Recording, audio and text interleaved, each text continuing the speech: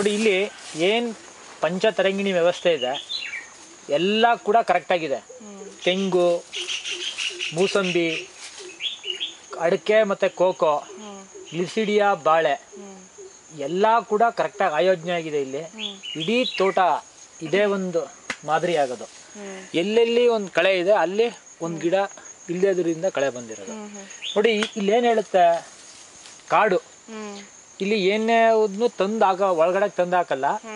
ಇಲ್ಲೇನು ಹೇಳುತ್ತೆ, ಅದು ಕಿತ್ಕೋ ತಿನ್ಕೋ, ನೀನು ಅಷ್ಟೇ ಕಿತ್ಕೋ ತಿನ್ಕೋ, ನಿನ್ನ ಕೆಲಸ ಅಷ್ಟೇ ಅಂತ. ಇಲ್ಲಿ ಯಾವುದನ್ನು ಕೂಡ ಕೊಂಡು ತಂದು ಹಾಕಲ್ಲ, ಯಾವುದೇ ಮೇಂಟೆನೆನ್ಸು ಇಲ್ಲ ಇಲ್ಲಿ. According to him, this is the right model.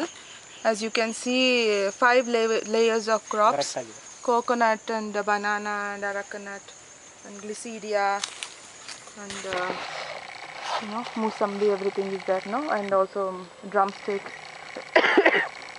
There, wherever you see some weeds, that there has been a little mistake between the distances.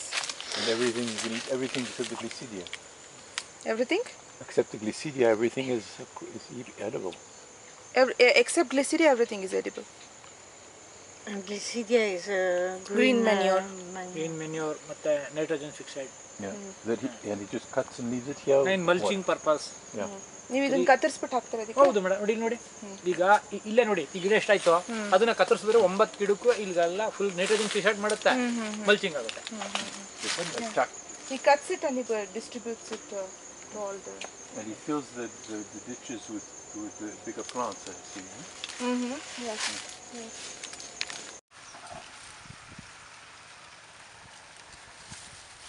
Ready. ಜೀವಾಮೃತ. This is called Jivamrita.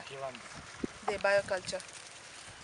ಇದಕ್ಕೆ ನಾವೇನೇನು ಹಾಕಿದ್ದೀವಿ ಅಂದರೆ 10 kg ಅಲ್ಲ, ಒಂದೇ ಒಂದು ವರ್ಷದಲ್ಲಿ 30 ಎಕರೆ ಬೇಸಾಯ ಮಾಡ್ಬೋದು. With one local variety of a cow, you can cultivate, you can do agriculture in 30 acres. That's the only... Zero budget natural farming. This is called... ಬಂಡವಾಳದ ನೈಸರ್ಗಿಕ ಕೃಷಿ. That is why it is called zero budget natural farming, because there's no other input. ಬಂಡವಾಳ ಅಂತಂದ್ರೆ ಒಂದು ಹಸು ಇರೋದು, ಅದರ ರೈತರ ಹತ್ರ ಹಸು ಇರುತ್ತೆ. The only capital they invest here is one cow. 30 acres. 30 acres. ಅದರಲ್ಲಿ 10 kg ಸಗಣಿ, 10 kg 10 ಲೀಟ್ರ್, 5 ರಿಂದ 10 ಲೀಟ್ರ್ ಗಂಜಲ, ಮತ್ತು 2 kg ದ್ವಿದಳ ಧಾನ್ಯದ ಹಿಟ್ಟು ಯಾವುದಾದ್ರೂ ಒಂದು, ಮತ್ತು 2 kg ಕಪ್ಪು ಬೆಲ್ಲ, ಮತ್ತು 1 ಇಡಿ ಮಣ್ಣು ಇಲ್ಲಿದೆ, ಮತ್ತು 200 ಲೀಟ್ರ್ ನೀರೊಳಗಡೆ ಹಾಕಿ ಅದನ್ನು ಡೈಲಿ ದಿನಕ್ಕೆ 3 ಬಾರಿ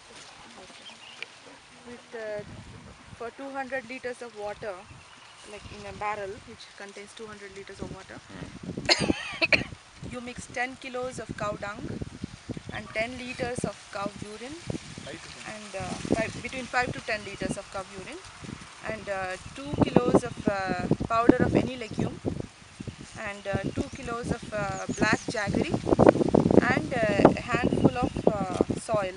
2 kilos of black jaggery. And a handful of soil. And 3 times a day you have to turn it clockwise. Handful of soil.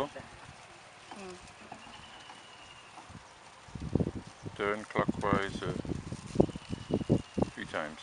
Yeah. 48 hourly ready ಆಗುತ್ತೆ. ಇದನ್ನು 7 ದಿನದ ಒಳಗಡೆ ಇದನ್ನು ಉಪಯೋಗಿಸ್ತೀವಿ. 2 ದಿನದ ಮೇಲೆ 7 ದಿನ ತಿಂಗಳು ಒಂದ್ಸಲ ನೀರು. So it takes 48 hours to get all the chemical reaction done, and in 48 hours it will be ready, and you have to finish this mixture in 1 week's time from the beginning of since it is ready, and you just he will show you how to spread it. When the water, ಒಂದು ಎಕರೆಗೆ ನೀರು ಈ ಕಡೆ ಹೋಗ್ತಾ ಇರುತ್ತೆ, channel ಇಲ್ಲ ಬಾವಿ. So in a flood irrigation, when the water is flowing like that, you just stand here and you slowly put it with the water, get mixed up with the water, it will get spreaded When the water is... when the water is flowing. Yeah. ಅದೇ ಅದು ಬಿಡ್ಬೋದು, ಇಲ್ಲ ಅಂತಂದ್ರೆ ಇದನ್ನೇ ಮೇಲೆ ಕೆತ್ತ ಮಡಗಿ ಒಂದು ನಲ್ಲಿ ಥರ ಮಾಡ್ಬಿಟ್ಟು ಅದನ್ನು ತಿರುಗಿಸಿದ್ರೆ. Or another technique some farmers they use is they just put a tap and they put it here with and open the tap slowly so it gets mixed up with the water. Dripping ಮತ್ತೆ in. ಮಳೆ ಬರುತ್ತೆ, Yeah. ತೇವ ಇದ್ದಾಗ ಹಾಕ್ಬೇಕು. ಮಳೆ ಬರುವಾಗ ನೀರನ್ನ ಕೊಡಬೇಕಾಗಿಲ್ಲ. ಅವಾಗ ಏನು ಮಾಡೋದು ಅಂತಂದರೆ ಮಲ್ಚಿಂಗ್ ಮೇಲೆ ಈ ಥರ. ಮಳೆ ಇಲ್ಲದೆ ಇದ್ದಾಗಲ್ಲ, ಮಳೆ ಬರುವಾಗ ನೋಡಿ. Okay. When it is raining, when the land is already wet, you can just spread it all over the mulching.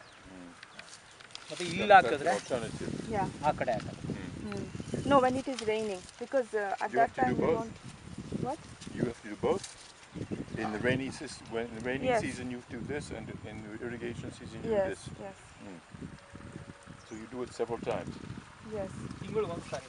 Once in a month. Once in a month. That's it. ನೋಡಿ ಇಲ್ಲಿ ಈ ಚಿಕ್ಕ ಬೆಳೆಗೆ ನೋಡಿ ಈ ಥರ ಹಾಕೋದು.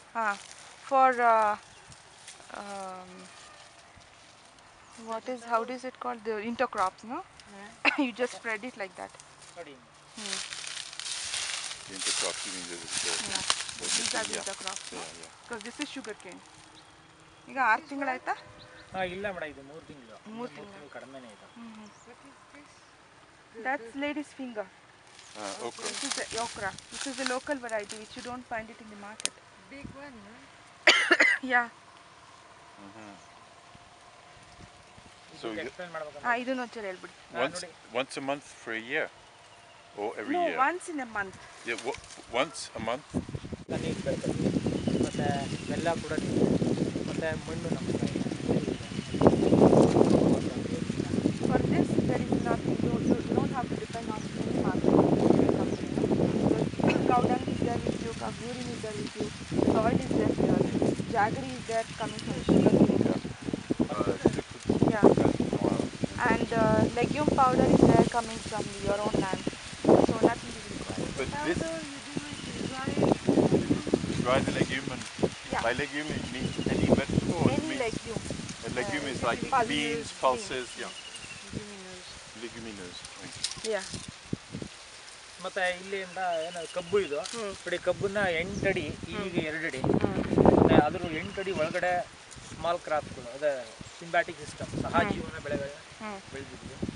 ಇಲ್ಲಿ ಈರುಳ್ಳಿ, ಇಲ್ಲಿ ಅಲಸಂದೆ, ಮತ್ತು ಇಲ್ಲಿ ಮೆಣಸಿನಕಾಯಿ ಮತ್ತು ಚೆಂಡು ಹೂವು, ಮತ್ತು ಇಲ್ಲಿ ತರಕಾರಿ ಮಧ್ಯ ಅದೇ ಪ್ರಕಾರ ಈರುಳ್ಳಿ, ಅಲಸಂದೆ, ಮೆಣಸಿನಕಾಯಿ, ಚೆಂಡು ಹೂವು, ಇವು ಸಹ ಬಾಳೆ. ಮೆಣಸಿ ಚೆಂಡು ಹಿಂಗೆ. ಇಲ್ಲಿ ಏನಾಗಿದೆ ಅಂದರೆ 2 ಅಡಿಗೆ ಸಾಲನ್ನ ಹೊಡ್ತಾರೆ, ಸಾಲುಗಳು. ಅದೇ ಫಸ್ಟ್ ಫೋಟೋ ನೋಡ್ಬೇಕು, 2 ಅಡಿಗೆ ಸಾಲು. ಫೋಟೋ ನೋಡ್ಬೇಕು, ಅದು ಮಾಡ್ಬಿಟ್ಟು ಹೊಡ್ಕೊಂಡು 8 ಅಡಿಗೆ ಕಬ್ಬನ್ನ ನೆಡೋದು. ಸಾಲಿಂದ ಗಿಡದಿಂದ ಗಿಡಕ್ಕೆ 2 ಅಡಿ, ಅಲ್ಲಿಂದ ಅಲ್ಲಿಗೆ 2 ಅಡಿ, ಇಲ್ಲಿಂದ ಇಲ್ಲಿಗೆ 8 ಅಡಿ. ಸರಿ. ಮತ್ತು ಅದರಲ್ಲಿ 2 ಅಡಿ, ಇಲ್ಲೊಂದು 2 ಅಡಿ ಸಾಲಿರುತ್ತೆ, ಅಲ್ಲಿ ಈರುಳ್ಳಿ ಹಾಕೋದು, ಇಲ್ಲಿ ಅಲಸಂದೆ, ಮತ್ತು ಇಲ್ಲಿ ಮೆಣಸಿ ನೋಡಿ, ಚೆಂಡು ಹೂವು, ಮೆಣಸಿ ಚೆಂಡು ಹೂವು, ಈ ಮಧ್ಯ ಸಾಲು ಬರುತ್ತೆ. ಇಲ್ಲಿ ಯಾವ್ದಾದ್ರು ತರಕಾರಿಗಳು ಯಾವ್ದು ನಮ್ಮ ಮನೆಗೆ ಯಾವ್ದು, ಬೆಂಡೆಕಾಯಿ, ಬದನೆಕಾಯಿ, ಯಾವ್ದು ಬೇಕು ಏನು ಬೇಕಾದ್ರೂ ಇದೊಂದು ಲೈನ್ ಮಾತ್ರ. ಇಲ್ಲೂ ಈರುಳ್ಳಿ, ಅಲಸಂದೆ, ಮೆಣಸಿ, ಚೆಂಡು ಇವು 4 ಮಾತ್ರ ಹಾಕ್ಲೇಬೇಕು.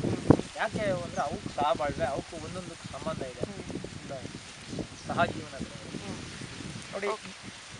ಹೇಳ್ತೀನಿ. So, as you saw in the picture, the distance between 2 lines of sugar cane is 8 feet, and distance between 2 plants in the same line is 2 feet. And between 2 lines of sugar cane, there is intercropping of onion, 1 line which is harvested already, and 1 legume called cowpea in another line, and then in the 3rd line you mix chili and a marigold, and on the 4th line you can grow any vegetable. Am I going fast? Yes.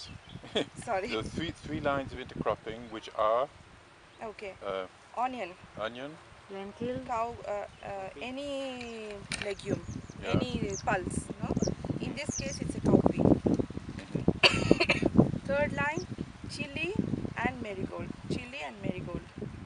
Madam ಇಲ್ಲಿ ಒಂದು ಲೈನಲ್ಲಿ ಕಬ್ಬಿನ ಲೈನಲ್ಲಿ ಈರುಳ್ಳಿ, ಅದರ ಪಕ್ಕದ ಲೈನಲ್ಲಿ ಅಲಸಂದೆ ಮತ್ತು ಮೆಣಸಿನ್ಕಾಯಿ ಮತ್ತು marigold.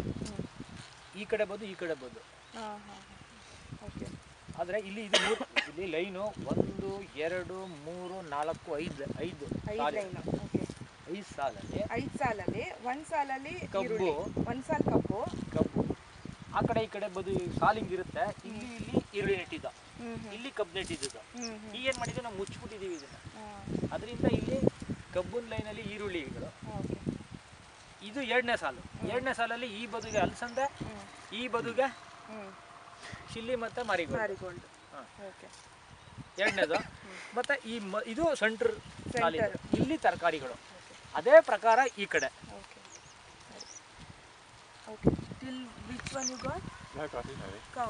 So then, Yeah. then after line the you chili, growing. you can put another vegetable. Any vegetable. Like here it is lady's finger okra. Okay, but it's always two chili near the. 2 chili and marigold. Marigold is necessary because it attracts pests. Yeah. I use it. Yeah. We use it too. She uses it.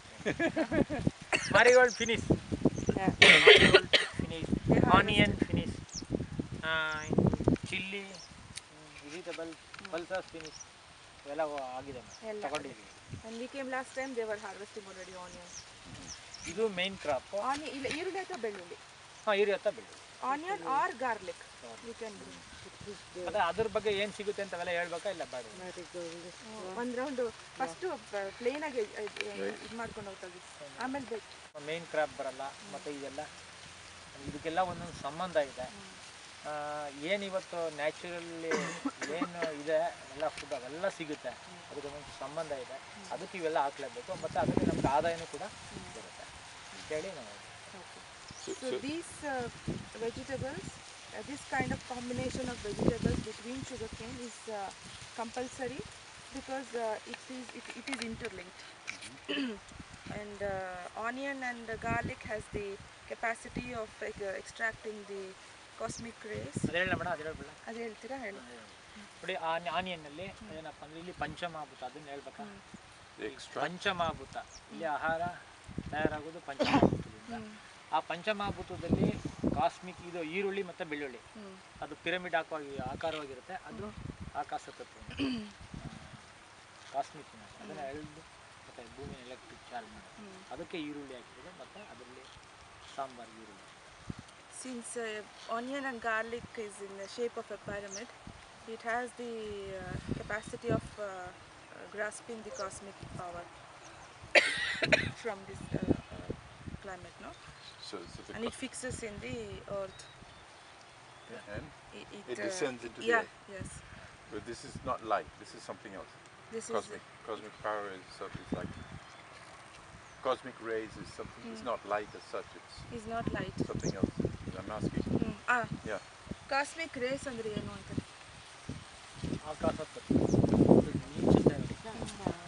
ಏನಾಗುತ್ತೆ, ನಾವು ಯಾವುದೇ ವಸ್ತುನ ಈಗ ಒಂದು ಸುತ್ತಿ ಪಂಚಮಹಾಭೂತದಿಂದ ನಿರ್ಮಾಣ ಆಗಿರುತ್ತೆ. ಅದರಲ್ಲಿ ಆಕಾಶ ತತ್ವ ಅಂದರೆ ಇದು ಮಿಂಚುತ್ತಲ್ಲ, ಅದು ಕಾಸ್ಮಿಕ್. ಅದು ನಮ್ಮ ಆಹಾರದಲ್ಲಿ ಫುಡ್ಡಲ್ಲಿ ಸೇರ್ಕೊಳ್ಳುತ್ತೆ. ಈಗ ಸೂರ್ಯನ ಕಿರಣದಿಂದ ನಮಗೆ ಏನು ಆಹಾರ ಅದು ಭೂಮಿ ಉತ್ತರ ಕಡಿಮೆ.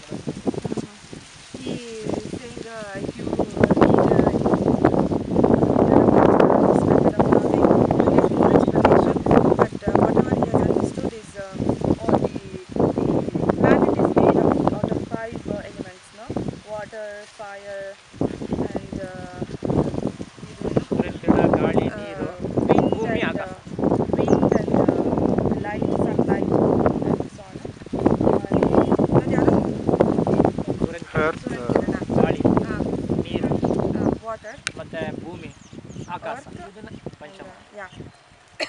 So the cosmic power means the power which includes all these elements. So it's not the sun as such. It's not just the sun. Yeah, it's in general.